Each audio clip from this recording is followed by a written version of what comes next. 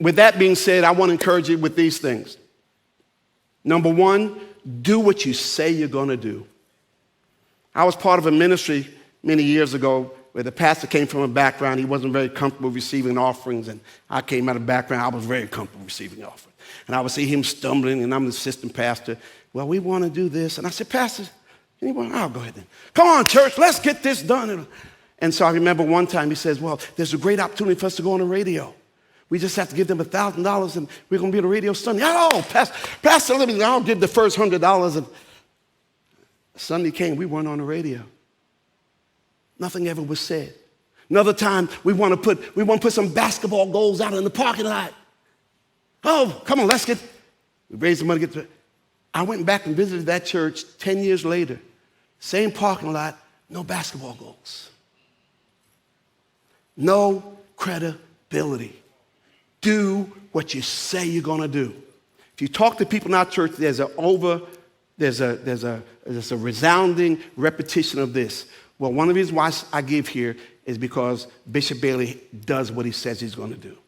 If you say we're going to do this, we're going to pay this, we're going to pay this off, we do it. And they come back and they see it.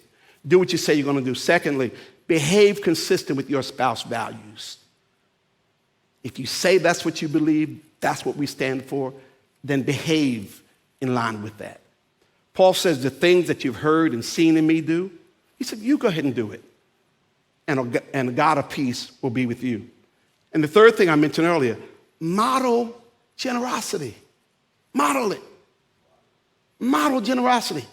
I was shocked many years ago. I had a well-known pastor, minister who preached biblical economics, and we were time building and the offering. That's when we didn't have online giving. We didn't have SecureGive back then. And so, and he wrote us an envelope, and the envelope said, I owe you $100. He gave us the I owe you.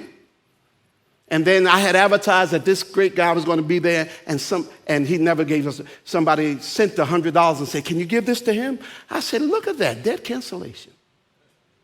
And I took the $100 and put it in our offering because God canceled his debt. He owed us $100, right? Oh, y'all don't agree. Debt cancellation. But it's one thing to encourage others to do it, another thing for you to do it yourselves.